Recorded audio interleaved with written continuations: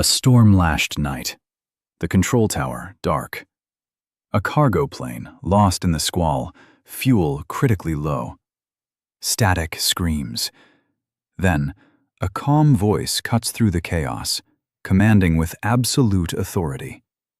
Who was this phantom officer, defying all protocol, and would her gamble save 20 souls from the abyss?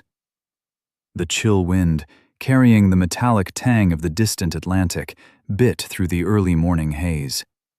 A standard-issue sedan, the kind that blends into any military parking lot, idled at the main gate of Naval Fortress Aegis. Floodlights, humming with a tired drone, caught the pale blue of a woman's eyes as she stepped out. Her grip tightened on the strap of a heavy duffel. Jeans, a faded utility hoodie, boots scuffed from uncounted miles. Nothing that declared rank, nothing that commanded a second glance. The guard in the booth didn't even bother to rise. He took her ID, glanced at the name, and waved her through with the weary flick of a wrist. Behind him, 2 sentries leaned against the concrete barrier, their hushed jokes drifting on the wind. "Another transfer from logistics," one mumbled. "Hope she files faster than the last one." Their laughter, thin and dismissive, followed her into the base. She didn't acknowledge it, didn't look back, just walked, her gaze sweeping every detail, a silent inventory of a world she understood with chilling familiarity. No one saw the truth.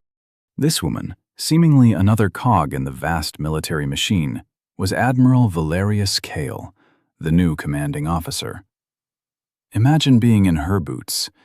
Imagine stepping into the heart of your new command, knowing its potential, but experiencing its present through the lens of contempt. Kael had worn a uniform for over half her life, every thread earned, every star a testament to hard-won battles. But that morning she entered Aegis looking like any other ghost of the Iron Coast. Her single duffel held only a fraction of what she'd been awarded. Medals, commendations, plaques, all locked away in a box in her quarters elsewhere. Proof of nights she preferred not to remember. Admiral Kael, youngest in fleet history, the tactician who had navigated strike groups through contested choke points, the strategist whose plans had turned impending disasters into silent, classified victories. Yet none of that history was visible on the plain plastic badge clipped to her hoodie. Administrative transfer, it read. Words she herself had chosen.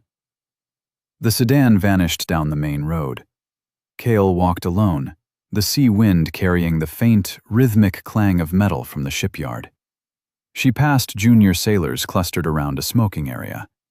One looked up, saw no uniform, and his eyes slid past her without a flicker of recognition. Good, she thought, a faint, almost imperceptible tremor running through her hand. This was exactly what she needed. The headquarters building loomed ahead, square and gray, its glass doors dulled by salt and neglect.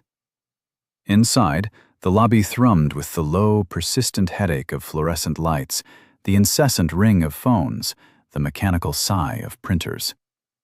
A television in the corner played an ancient training video to an empty room. Kael approached the reception desk, sliding her orders across the worn counter. Petty Officer Rourke, barely out of his teens, sat hunched behind the computer. Dark circles underscored his eyes, an almost empty energy drink can by his elbow, a stack of forms beside it that looked as old as the building itself. "Ma'am?" he asked, his fingers still tapping a keyboard. "Transfer from Fleet Command," Kael said softly, her voice betraying nothing. "Administrative support. Reporting as ordered." "Right," Rourke mumbled, clicking through screens. He skimmed the orders, his gaze sliding over her name, missing the hidden codes, the scrubbed Admiral line, the carefully removed routing paths that had once pointed to the highest echelons of power.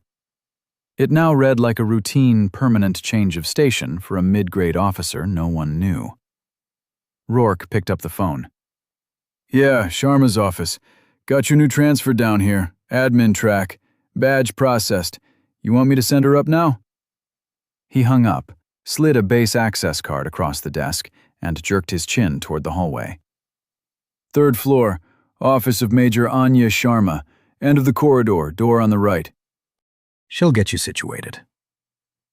"Thank you," Kael said. Rourke merely gave a distracted nod, already answering another ringing line as she turned away. The elevator groaned its slow ascent. Kael watched her reflection in the dull metal doors. No insignia, no stars, just the quiet, unreadable face of a woman who had spent too many nights in command centers lit by emergency red bulbs, listening to radios go silent, waiting for the voices that would not come back. Those experiences, she knew, were the true weight she carried. The visible rank that had followed had only made the memories sharper, heavier. The logistics office door stood open, spilling the sound of strained voices into the hallway. "I'm telling you, if we don't get those rotor assemblies this week, Kalen's going to light this place on fire," someone barked, a sound edged with raw frustration. "He can get in line," another voice replied, weary. "Communications has been calling every hour. Peterson down in supply keeps saying the shipments are coming. I'll believe it when the crates actually show up." A short, humorless burst of laughter followed. Kael stepped inside. Rows of desks filled the room, each occupied by a specialist or civilian clerk, all wearing the same expression of controlled overwhelm. Computer monitors glowed with an endless maze of spreadsheets and tracking systems. Phones blinked with calls on hold. Boxes of unfiled forms lined the walls like sandbags against an unseen flood. At the center of it all, Major Anya Sharma, late 30s, her hair pulled into a bun that had seen better mornings, her uniform pressed, but the lines under her eyes etched deep by too many late nights staring at numbers that refused to add up. She juggled a tablet in one hand and a folder in the other, her gaze moving from workstation to workstation with the intense focus of someone fighting gravity itself. "Ma'am," Kael said softly, "administrative transfer, reporting to you." Sharma turned, scanned the orders, and exhaled slowly. "All right, Monroe," she said, using the name Kael had chosen. "We're glad to have you. We lost 2 people to burnout last month, 1 to a promotion. Consider yourself thrown into the deep end." From a desk near the window, a sergeant leaned back in his chair and grinned. "Hope she can type faster than the last one, ma'am," he quipped. "Or at least not cry in the bathroom on day 3. A couple of clerks chuckled. One shook her head, a gesture of tired resignation. Sharma shot the sergeant a look that could strip paint. "Sergeant Briggs, you want to run the incoming priority queue today?" she asked.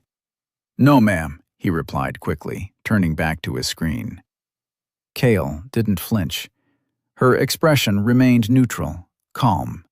She had heard far sharper words hurled across steel decks in the dead of night. The difference was that out there, the speakers usually understood the stakes.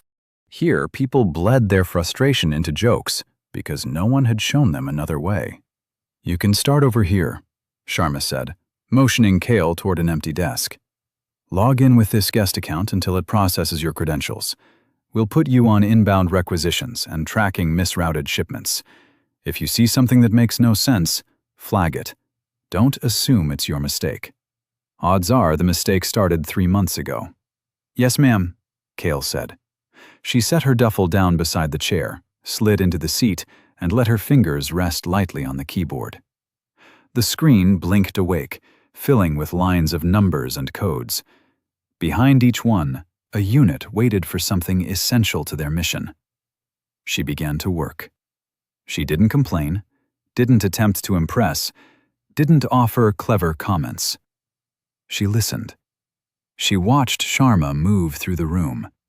The way Briggs muttered under his breath when a form bounced back. The way a civilian clerk rubbed her temples every time she opened an email from supply. What would it be like to command without the power of your rank? To observe the rot from within, knowing the solutions, but bound by the disguise of a simple clerk. Outside the windows, Kael could see the tops of cranes over the harbor, the dark silhouettes of ships at berth. Idle vehicles sat in a lot near the pier, some missing tires, some with hoods open to the sky. All symptoms of delayed repairs, deferred maintenance. The base had slipped into something worse than chaos. It had slipped into complacency. Requisitions delayed, then delayed again until late became the new normal. Vehicles sidelined until no one remembered them moving. Communications patched together just enough to pass inspections. Morale so low that people stopped expecting anything better. And leadership so numb that they stopped noticing the expectations were gone. Kael saw it in the size before dialing a number, in the cynical jokes about the system as an unchangeable weather pattern, in the way no one looked at the faded posters on the wall that talked about excellence and readiness. She had seen combat loss and carried the weight of true command. She had watched young faces disappear from watchbills after one bad night at sea. She had signaled ships into danger and prayed her calculations were correct. She carried those ghosts quietly, the way she carried everything else. Here, no one saw any of that. To them, she was a new girl at a cluttered desk, another pair of hands thrown at a problem too big for anyone to name out loud. Kael preferred it that way, for now. Quiet dignity suited her better than ceremony. Hidden authority gave her something brass on her collar never could. From this vantage point, she could see the cracks exactly as they were. And if she could see them clearly enough, she could decide where to start breaking the old habits before they broke the people who still cared. As Admiral Kael scans the base from her desk, the faint clang of metal from neglected ships and the sight of dormant vehicles paint a grim picture. She understands the scale of the rot, but how long can she remain just an anonymous clerk before the true cost of inaction becomes unbearable? By the end of Kael's first week, Naval Fortress Aegis had revealed its true teeth, not in a roar, but in a slow, grinding sigh. It wasn't dramatic. It was the pervasive decay of a place that had forgotten how to expect better. The rot became most visible in a cramped conference room, reeking of stale coffee and recycled air. Kael was there to sit silently in the back, a thin folder of logistics reports on her lap. Major Sharma had sent her to observe the coordination meeting, to take notes. The officers around the table shuffled their own folders, their movements heavy with resignation. Captain Mills, the operations officer, flipped through the agenda, a frown etched on his face. "Another new batch of transfer clerks," he muttered, more to himself than anyone. "Every time, the whole schedule turns to mud." The others offered tired chuckles. "They come in, rewrite the flow, then ditch us for some neat job at headquarters," another captain grumbled. "Meanwhile, we're out here trying to guess which form to use this week." Kael sat against the wall, pen poised above her notepad, her expression a mask of practiced neutrality. New transfer clerks.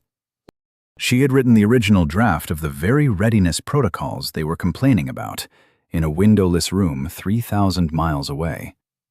She had fought for simpler language, clearer priorities, fewer signatures. What had emerged from committees, endless edits, and countless compromises was heavier than she liked, but still, on paper, an improvement. In this room, however, those words lived a different, distorted life. "Look at this," Mills said, tapping a line. "New deployment readiness codes. Another clever idea from someone who has never had to move a unit in the real world." He laughed, a sound devoid of genuine humor, and a few others joined in, an automatic response. It was easier to mock a faceless author than to ask why no one at their level had been in the room when the system was redesigned. Kael's gaze drifted from face to face, tired, cynical, not malicious, not lazy, just utterly convinced that nothing they said would change anything above their pay grade. She wrote down their complaints, not to defend herself, but to map the precise points where the reality on the ground diverged from the assumptions made at the top. After the meeting, no one asked her opinion. No one asked her name. She slipped out with the rest of the support staff, one more silent figure carrying a folder no one cared to read.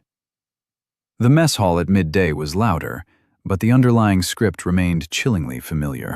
Long tables, the clatter of stainless steel serving lines, the bitter smell of coffee that had sat too long on the warmer. Kael moved through the chow line with her tray, listening more than she spoke. At a table behind her, two lieutenants in flight suits, their backs to the window, kept their voices low but sharp. "Have you seen the new readiness drill schedule?" one asked, his tone flat. "Whoever came up with that has never tried to coordinate aircrew sleep cycles." "Yeah," the other snorted, a harsh, dismissive sound. "I'd love to meet the genius who thinks we can do all that and still hit flight hours, maintenance windows, and inspections. Must be nice to live in theory land."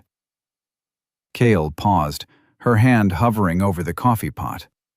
The printed schedule they held was a heavily modified version of the timeline she had once diagrammed on a whiteboard, meticulously trying to build something that would push readiness without breaking people. She poured herself half a cup and moved on.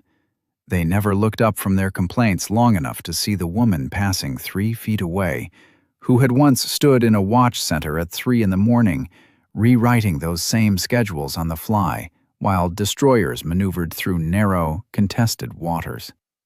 She sat alone at a table near the far wall, not isolated, just outside the current of conversation. Fork in one hand, pen in the other, quietly building a map of a base that had more frustration than direction. It hit her again at the motor pool. Major Sharma had handed her a stack of requisition slips to get signed off in person. Some were routine, some high priority. One, flagged 3 times in red, was for parts that would put 3 critical vehicles back on the road. "Take these down to the motor pool and see if you can get someone to stamp them," Sharma had said. "If anyone gives you trouble, smile and wait them out." The motor pool reeked of oil, hot rubber, and old exhaust, a heavy, acrid blend. Rows of vehicles lined the bay, some elevated on lifts, others splayed open, their components laid out like organs on metal trays. Master Sergeant Grim Kalen stood in the middle of it all, clipboard in one hand, grease smeared down his forearm, barking instructions to his team with clipped, unforgiving efficiency. Kael waited until he finished chewing out a private for using the wrong torque setting before she stepped forward. "Master Sergeant Kalen?" she asked. He glanced down at her badge, then at the forms in her hand. "Let me guess," he said, his voice flat. "More promises from logistics that the parts are definitely, absolutely coming this time." "Requisitions to confirm," Kael replied calmly. "If we get these signed today, we can move them up the chain faster." He took the forms, scanned the numbers, and snorted. "I'm not signing off on this," he said, pushing the clipboard back at her. His eyes, though tired, held a fierce, unyielding light. "You clerks have no idea what it means when these vehicles sit. You want me to certify that we're good with parts we don't have so somebody up there can check a box and call it done?" He added, "You look new. Here's a tip. Don't touch fleet vehicles with your paperwork unless you understand what happens when they don't move. Rookies shouldn't be the ones closing out these requests." A few smirks rippled through the nearby mechanics, the kind that spoke of weeks of unspoken frustration finally finding an outlet. Kael didn't let her expression change. "I understand the concern, Master Sergeant," she said. "I'm not asking you to certify anything untrue. I'm asking what you need on paper so we can stop pretending the parts are somewhere they're not." For a moment his eyes narrowed, as if trying to categorize her. Another obstacle? Or something else entirely? "We need accurate status on back orders, not optimistic estimates," he said finally. "We need someone to stop letting supply mark things as in transit for 4 weeks. And we need leadership to understand that a vehicle sitting dead on the lot is not just a number. It's a mission that won't launch." She nodded slowly. "All right," she said. "Then let's start there." He grumbled, but took the forms again, this time making careful notes in the margins, refusing to let anything slide for the sake of convenience. On her way back through the office later, a clerk tossed a file onto Kael's desk with a little too much flourish. "Here you go, ma'am," the woman said, the word edged with a thin layer of sarcasm. "If you've figured out how to make the new system work, feel free to share with the rest of us mortals." Laughter from the next desk over. Kael just smiled. "I'll let you know when I'm qualified for sainthood," she answered lightly. "For now, I'll settle for getting these 3 units their replacement radios before the end of the month." She didn't bite. She didn't fire back with the kind of authority that would have frozen the room. She had done that before, in other places, with a chest full of visible rank to back it up. Here, she needed something else. She spent her evenings in front of a computer while the office emptied, quietly untangling a backlog of data entries that a junior sailor had been drowning in. Seaman Jin, a young man with a haunted look, had stopped by her desk after a particularly bad day. "Ma'am, I think I messed up," he had confessed. "Some of the old entries are off, and now the new system is flagging everything. I'm trying to catch up, but every time I fix something, 3 more errors pop up. I've been staying late for 2 weeks. I don't think Major Sharma knows how far behind I am." Kael slid her chair closer to his screen. "Show me," she said. For the next few hours, she worked beside him, tracing the error patterns, spotting where the training manual didn't match the actual system behavior, creating a simple checklist he could follow without getting lost. By the time the clock crept toward midnight, the worst of the pile was under control. Jin rubbed his eyes, exhausted. "You didn't have to stay," he said. "Most people tell me to figure it out, or they just tell the Major I'm slow." Kael shook her head. "Everyone is fast when the system makes sense," she said quietly. "You weren't the problem." His gratitude was soft, almost embarrassed. "Thank you, ma'am. Seriously." "Keep the checklist," she replied. "You're better at this than you think. The system just didn't give you a fair start." At the communications hub, she saw what happened when those hidden errors made it all the way to the edge. Chief Petty Officer Lena Petrova, a woman whose eyes held the weary wisdom of too many late nights, met her at the door. The air inside hummed with machines that looked too old for the workload they carried. Cables snaked along the walls like thick vines, some meticulously labeled, many not. "You from logistics?" Petrova asked, her voice gravelly. "Yes," Kael said. "I'm trying to understand what we're breaking on your side." Petrova barked a short, dry laugh. "Where do you want to start?" she replied. "Half of our primary relay gear is past recommended replacement. The backup racks are cannibalized from older systems. We're running at maybe 60% of what we should be able to do. And every time I submit a requisition for critical parts, I get told they're on order or stuck somewhere I can't pronounce." She gestured toward a rack of equipment, lights flickering erratically. "See that?" she said. "If one more component goes down, we won't have redundancy. One lightning strike, one surge, one bad day, and this base will be deaf at the worst moment." Kael walked the line of gear, taking in model numbers, maintenance tags, the way panels had been taped back into place. "What happens if you push this up the chain?" she asked. "I've been pushing," Petrova answered. "For months. It vanishes in a queue somewhere. Somebody marks it as received or says we're not in the highest risk category, so we get bumped down. On paper, we're stable.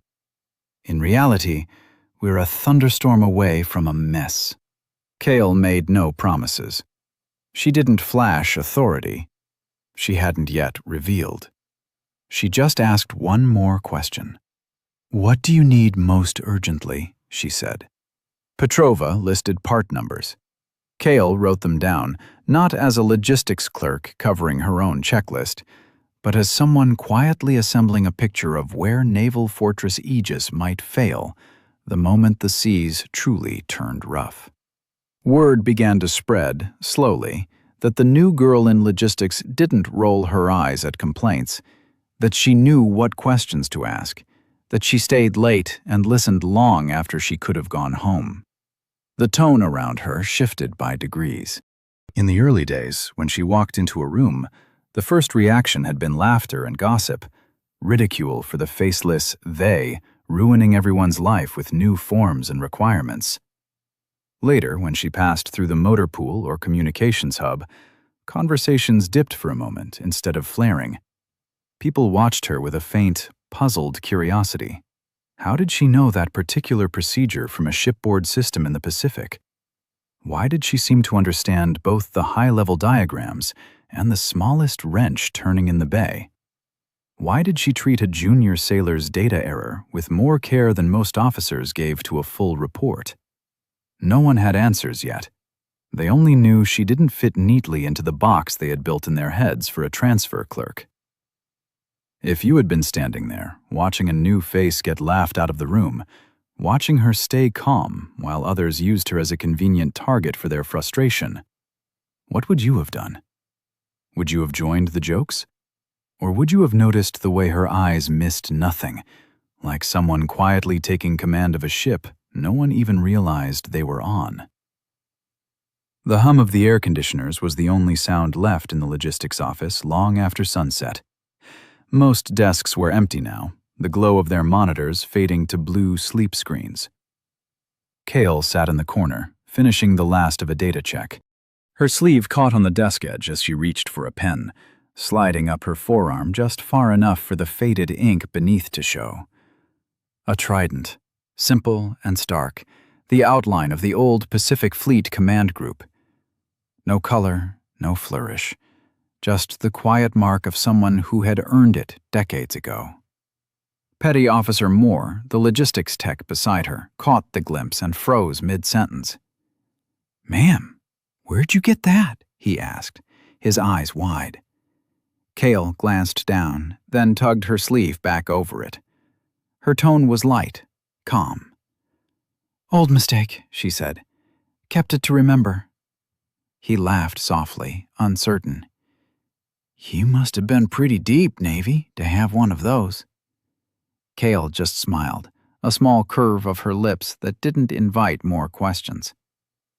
The next day, in the break room, two sailors debated which Japanese port city had the best ramen. One of them turned to Kael as she poured her coffee.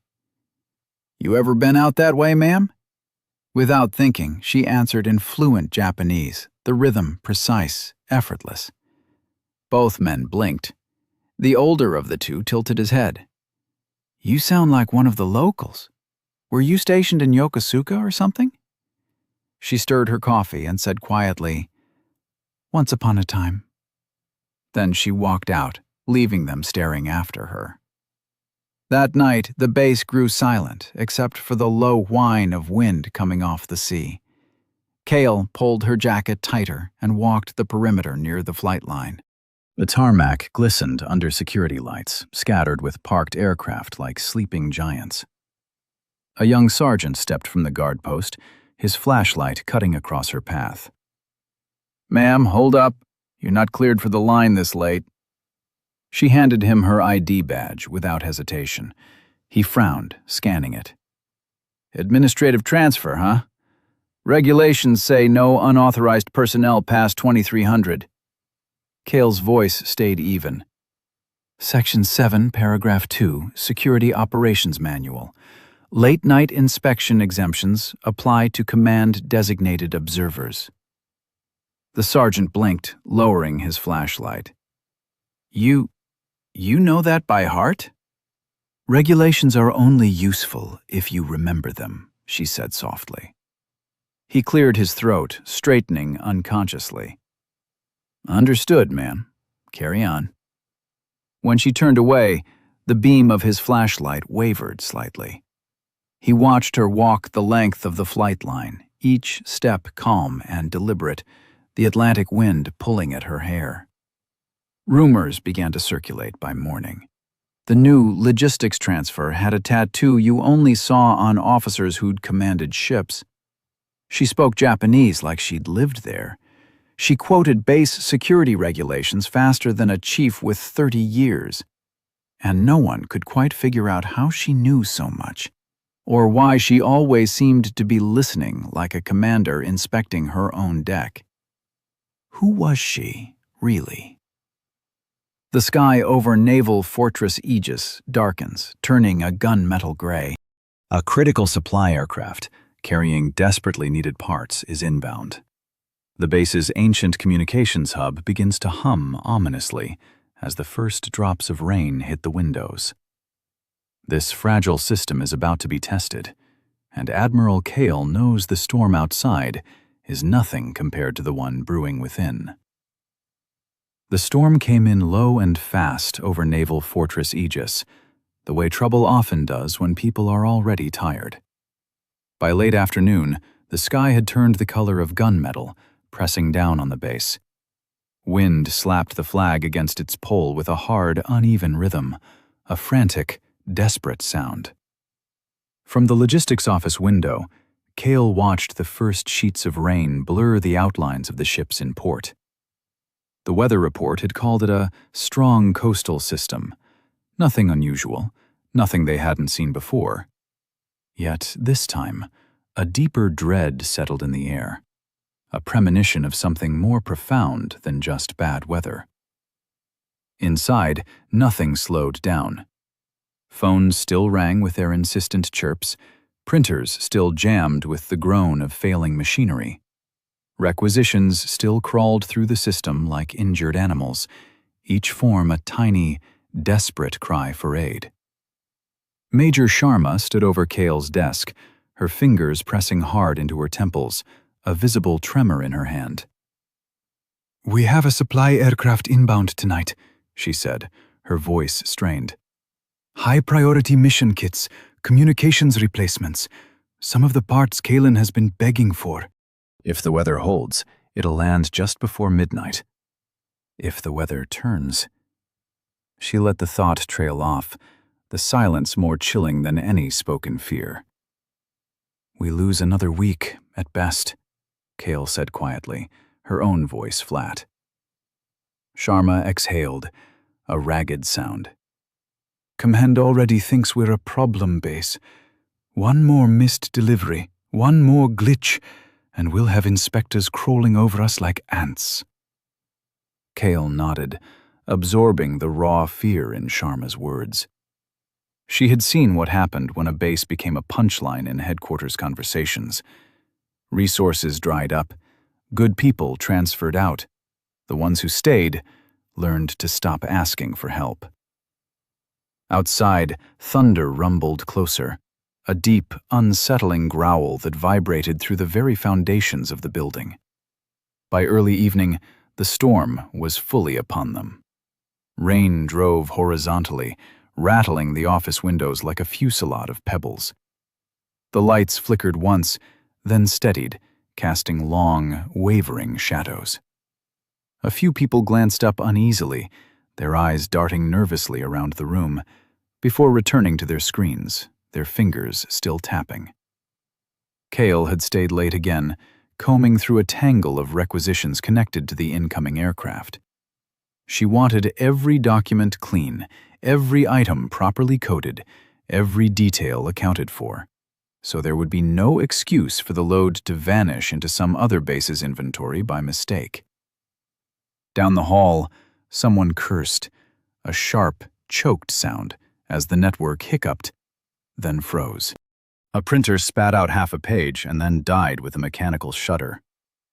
The mundane failures were starting to multiply, a cancerous spread through the aged infrastructure. The first real sign of trouble, the kind that steals breath and tightens chests, came as a sound. A long, descending beep from somewhere deeper in the building. At first, it blended with the storm's roar and the usual background noise, a phantom sound. Then it repeated, longer, louder, a wail of distress. Sharma stepped out of her office, phone pressed to her ear, her face pale. "What do you mean the tower just lost primary comms?" she snapped, her voice high and tight. "Redundancies are supposed to handle a surge like that.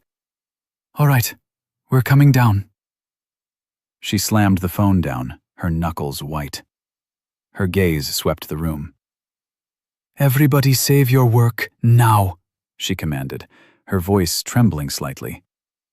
"We have a potential communications issue. Monroe, with me." Kael was already on her feet, the duffel she still carried suddenly feeling heavier. They moved quickly through the corridors, the lights flickering again, longer this time, as the building's backup systems groaned to life. Outside, the storm pounded the base so hard that water sprayed under door frames, a cold, insidious dampness. The air inside the communications hub was hotter than usual, thick with the smell of stressed electronics and the acrid scent of human fear. Screens that usually glowed with stable green indicators were now a frantic, terrifying mosaic of yellow and red. Lines of data that should have flowed smoothly across the displays were frozen or jittering wildly, like a dying heartbeat.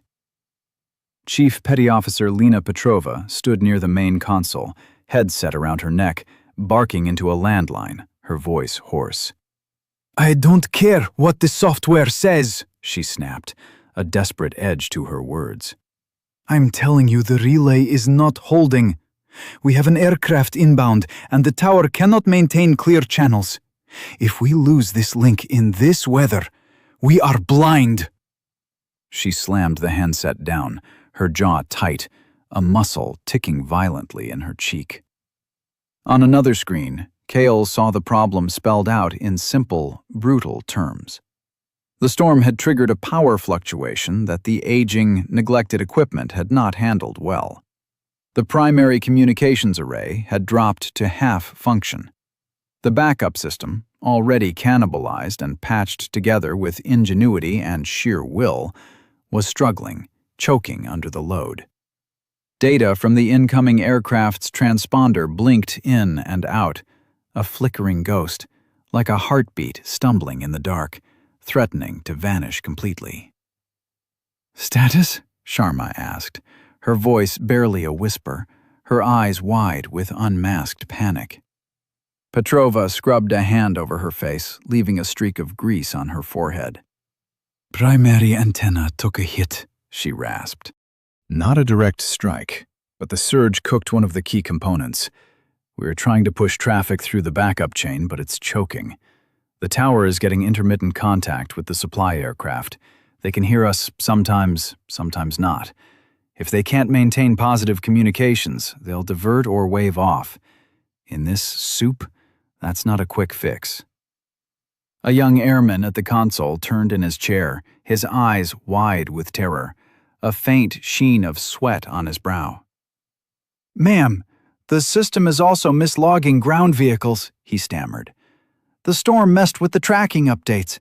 It's populating positions that don't make sense. If we have to get emergency vehicles to the runway, we'll be guessing who is where." The room buzzed with overlapping voices, a cacophony of suggestions, complaints, and half-formed plans, each one dissolving into the general noise.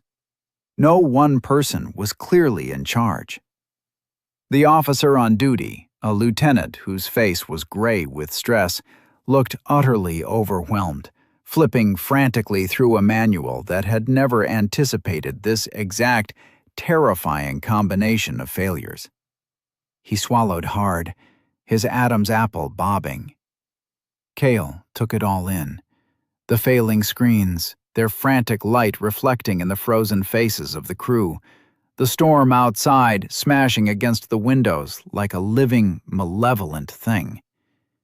She had seen chaos before, when missiles flew and ships turned hard to avoid being in the wrong place at the wrong second. This was quieter, more insidious, but no less dangerous. Lives could still be lost here, not to enemy fire, but to the suffocating fog of confusion and systemic failure. The tower radio crackled through the speakers, a desperate, distorted voice. "Aegis Tower, this is Cargo Flight 709er. Repeat, read you broken, turbulent, severe. Fuel margins tightening. Requesting immediate guidance." For a moment, no one answered. The officer on duty hesitated, his eyes flicking from one failing screen to another, as if he could will them back to life. He opened his mouth, but no sound came out. His hands trembled uncontrollably. What would you do in that silence, with the clock ticking and lives hanging in the balance, when the chain of command itself seemed to freeze? As the aircraft's desperate voice crackles, pleading for guidance, Admiral Kael steps forward, her face etched with grim determination. She is no longer just a clerk. But can she seize command without revealing her true identity? And more importantly, can she save the doomed flight from crashing into the raging sea? Kael stepped forward, her voice, cutting through the panicked static and the room's rising babble, was steady, calm, carrying just enough tempered steel to silence the noise. "Reroute tower traffic to frequency 325, she commanded, her gaze fixed on Chief Petty Officer Petrova. "Petrova, check the backup antenna chain physically, not just on the screen." "I want eyes on every connection from the relay to the tower input. Kaelin needs a generator line feeding this room now. We cannot afford another voltage dip." Heads snapped toward her. Some part of Petrova's brain, buried under layers of stress and exhaustion, must have recognized the tone, the raw authority in Kael's voice, even if her conscious mind hadn't caught up. Petrova moved without arguing, her hands already grabbing her toolkit, heading for the equipment racks. "On it," she rasped, a single word of recognition. Someone else started to speak, his voice laced with confusion. "Ma'am, we can't just change." Kael didn't need to raise her voice. The sheer force of her presence, the unwavering focus in her eyes, held the room. "The tower has multi-band capability," she said, her words precise, cutting through doubt. "They can shift to 325 as an alternate approach frequency. The aircraft can too. The current channel is compromised by interference. We need a cleaner band that is still within their onboard preset range." The officer on duty, his face still pale, blinked, trying to process the sudden, unexpected clarity. "How do you know that?" he stammered, his eyes wide. "Because I watched an entire task group nearly lose a replenishment flight over the Gulf when we hesitated for 30 seconds, arguing about protocol instead of acting," she answered, her voice laced with the cold memory of that near disaster. "Call the tower, now." Major Sharma watched, frozen in place, as if seeing someone she had never truly met before, her breath caught in her throat. Kael leaned over the console, her fingers moving with the confident economy of someone who had done this more times than she could count. She didn't shove the airman aside. She pointed. "Here," she said, her voice firm. "Reroute the tower feed.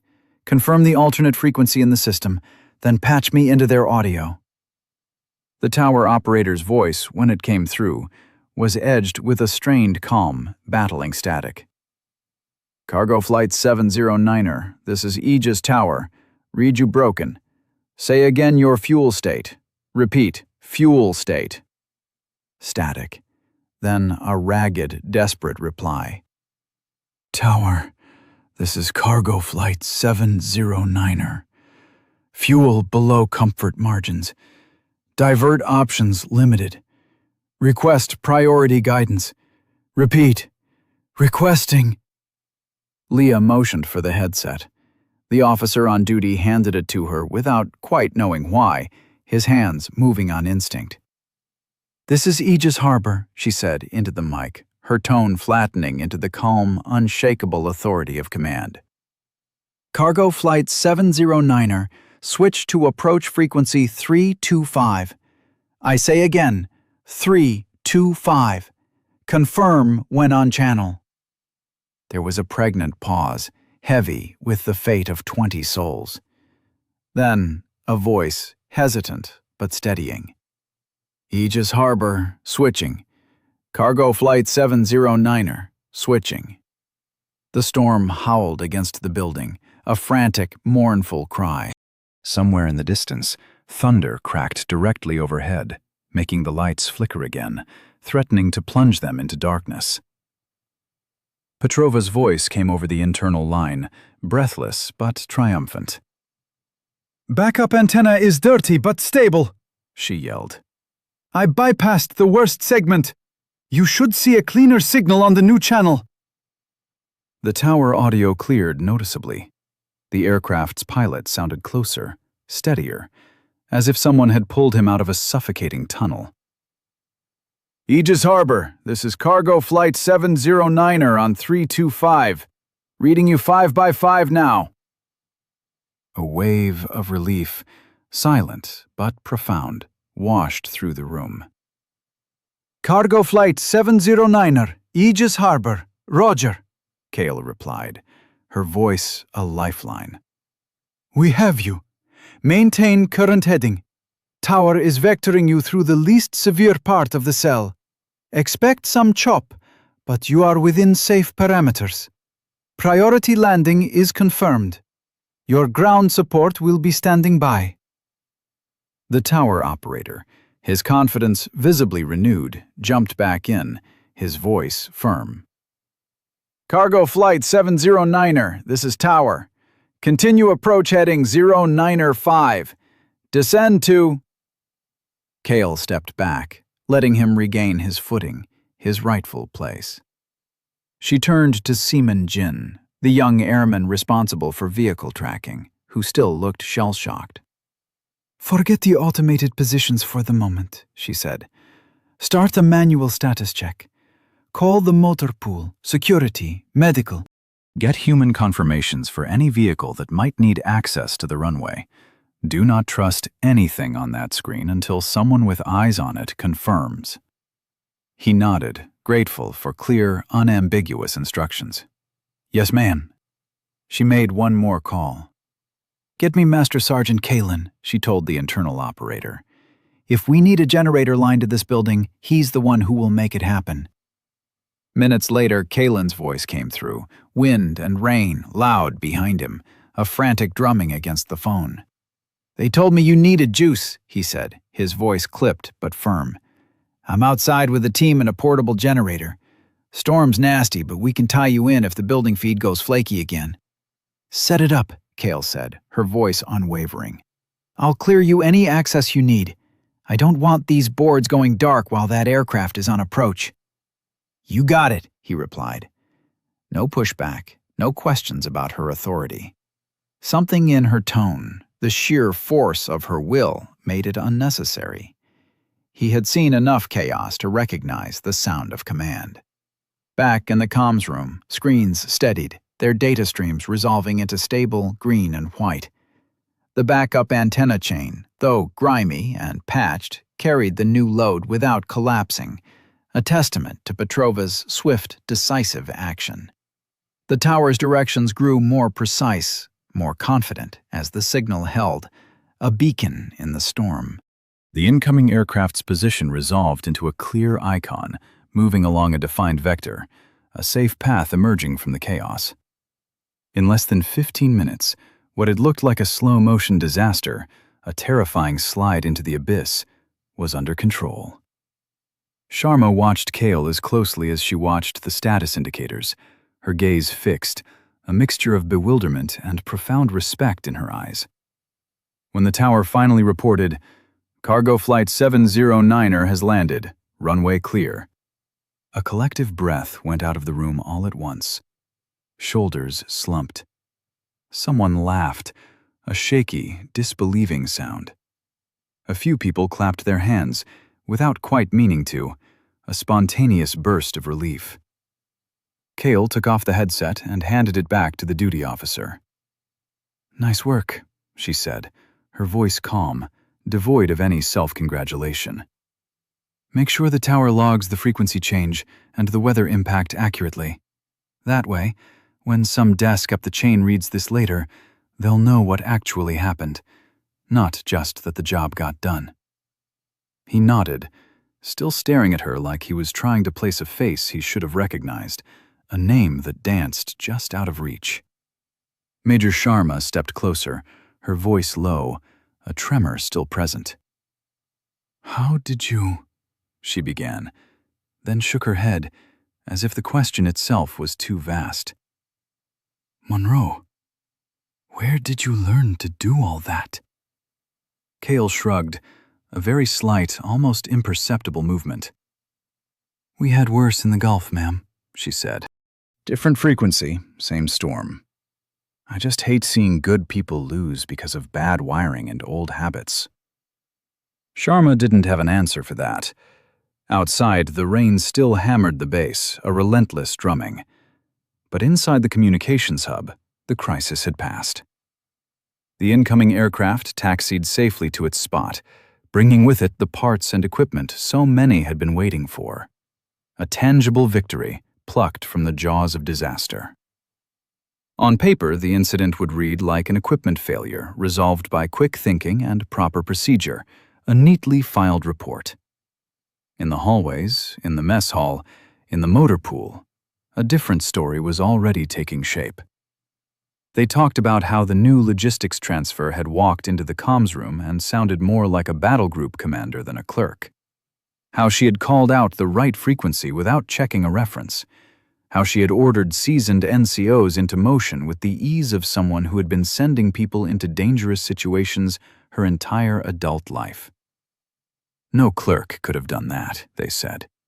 No anonymous admin transfer should have known that much, that fast. By the time Kael returned to her desk, whispers had raced ahead of her, like the wind itself. Who was she? Where had she served?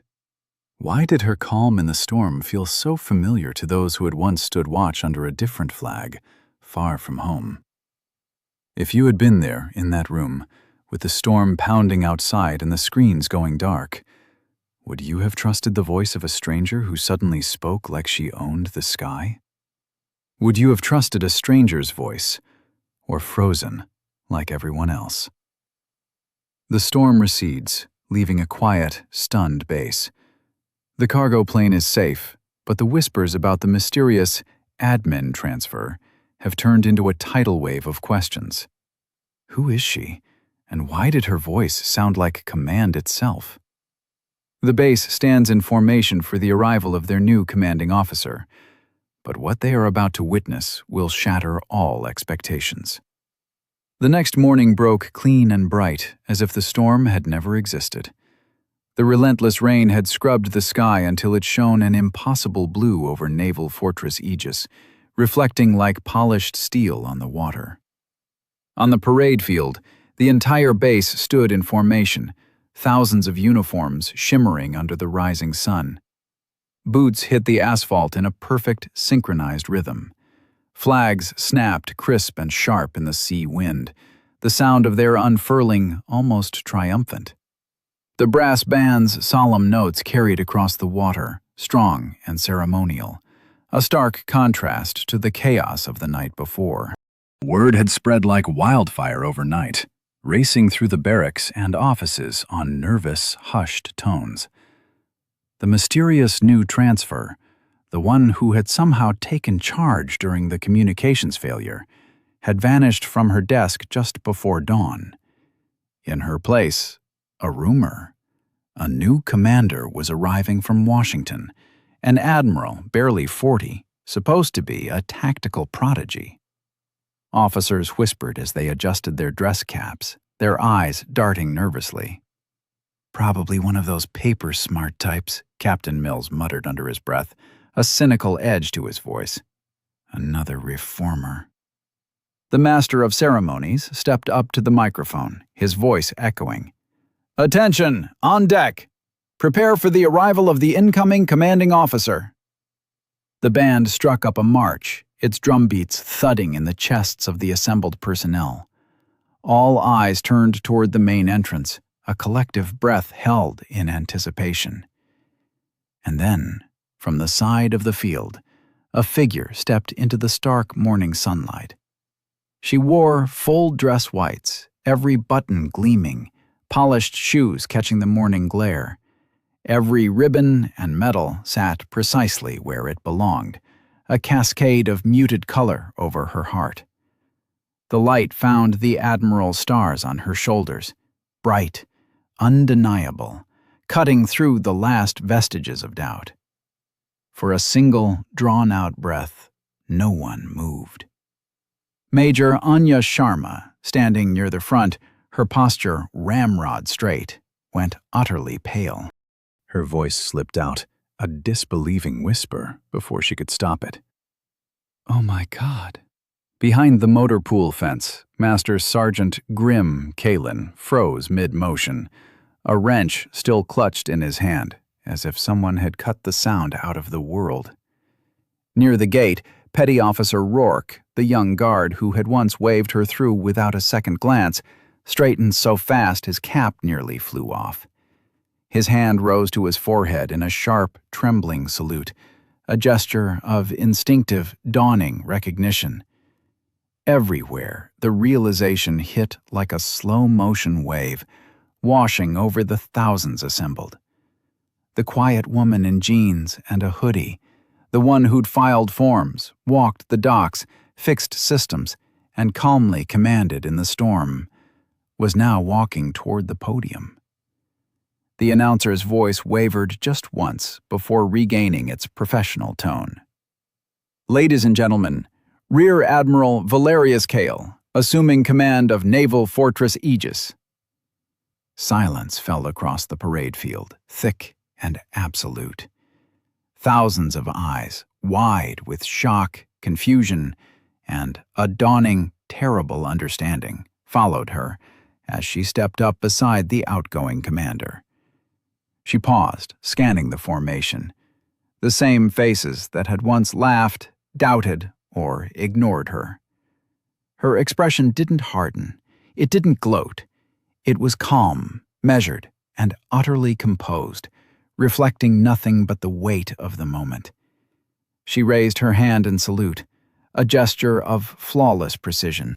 The sound of hundreds of boots striking the ground echoed back like thunder rolling over calm seas, a collective snapping to attention that spoke volumes. Every face turned pale, not from fear, but from the crushing weight of realization. They had all seen her. They had spoken to her. They had underestimated her. And now, the woman they had brushed aside stood before them as the Admiral who would command them all. The wind off the water carried the faint smell of salt and jet fuel across the parade field as Kael stepped up to the podium. The microphone caught a faint crackle of feedback, then went silent again, waiting for her voice. She stood tall, hands clasped behind her back, her eyes sweeping over the sea of uniforms in front of her. Faces she knew now, not from rank charts or rosters, but from hallways, workrooms, and midnight crises. She saw Rourke from the gate, Seaman Jin, who had struggled with the data, the officers from the mess hall who had mocked the readiness protocols. All of them were there, backs straight, eyes forward, holding their breath. When she spoke, her tone was calm and unhurried, every word carrying across the still air, reaching every ear. "I spent my first week here as a transfer clerk," she said, her voice clear. "No rank, no uniform, just a name on paper. I wanted to see this base the way you see it every day, when no one important is watching." Her voice carried through the speakers, even and deliberate. The rhythmic tapping of the flag ropes against the pole was the only interruption.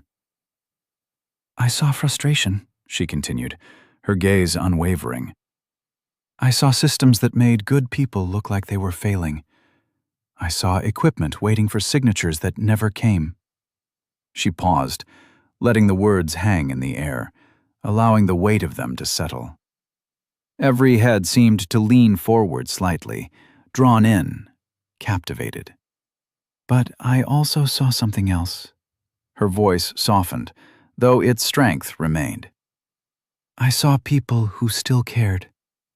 People who fixed what they could, even when the system didn't thank them. People who kept showing up. A quiet ripple moved through the formation, a subtle shift, something between collective shame and dawning admiration. A few glances darted sideways as if checking whether anyone else felt it too. Kael looked down the front row and found Major Anya Sharma standing there, rigid as steel, her eyes fixed forward. Their eyes met briefly, and Kael nodded once, a gesture of profound understanding. Major Sharma, she said, her voice strong, cutting through the silence. Step forward. Sharma hesitated for half a second, then marched up, her boots striking the asphalt like a drumbeat. She stopped 3 paces from the podium, saluted sharply. Kael returned it with precision, her arm a perfect line. This officer held this command together when the systems around her broke, Kael announced, her voice resonating with conviction. She never stopped fighting for her people, even when it cost her sleep, patience, and peace of mind. She'll be leading the Logistics Reform Task Force, effective immediately. Applause rose, hesitant at first, then growing until it filled the air, a heartfelt roar. Sharma's jaw tightened as she struggled to keep her composure, but her eyes glistened faintly before she turned and marched back into formation, her shoulders straighter than before. Next, Kael called Master Sergeant Grim Kalen. The motor pool NCO looked stunned, his rough hands trembling slightly. Someone nudged him forward. He walked quickly to the front, the faint scent of oil still clinging to his uniform despite his best efforts to scrub it clean. Kael's tone softened slightly, a hint of respect in her voice. When the storm hit, this man didn't wait for orders to act. He saw what needed to be done and made it happen. He reminded this command that the smallest decisions in the field can make the biggest difference in safety and readiness. He'll oversee our base-wide maintenance optimization program. Kalen saluted, and for a moment his rough hands trembled, his voice thick with emotion. Yes, ma'am, he managed. Finally, she said, her gaze sweeping to the communications section. Chief Petty Officer Lena Petrova, front and center. Petrova stepped forward quickly, her face composed, but her eyes betraying a profound surprise. Chief Petrova kept the lines alive when our systems failed, Kael said, her voice carrying the weight of the recent crisis. She refused to accept that good enough was good enough. Her leadership in that room saved more than just an aircraft. It saved our credibility as a command. She'll head our new Technical Integrity Initiative. Petrova's salute was sharp, precise, but her smile was brighter than regulation would normally allow, a genuine spark of joy in her tired eyes. Kael returned the salute, then turned back to the formation as a whole, her gaze encompassing every single person. These 3 didn't wait for permission to do the right thing, she said, her voice rising slightly. They acted. They spoke up. They cared. And that's what I expect from everyone on this base, from this day forward. She let the silence stretch for a moment, the wind tugging gently at her uniform, a natural pause before the inevitable. Then she said, with quiet, unwavering force, from this day on, we fix problems before they become excuses. The words hung in the air, heavy and certain, a promise and a demand. For a moment, no one moved, processing the profound shift. Then, Lieutenant Colonel David Rains, the man who had barely looked up from her paperwork the day she arrived, stepped forward. His right hand came up in a salute that was sharp, deliberate, and full of something that had not been there before: respect.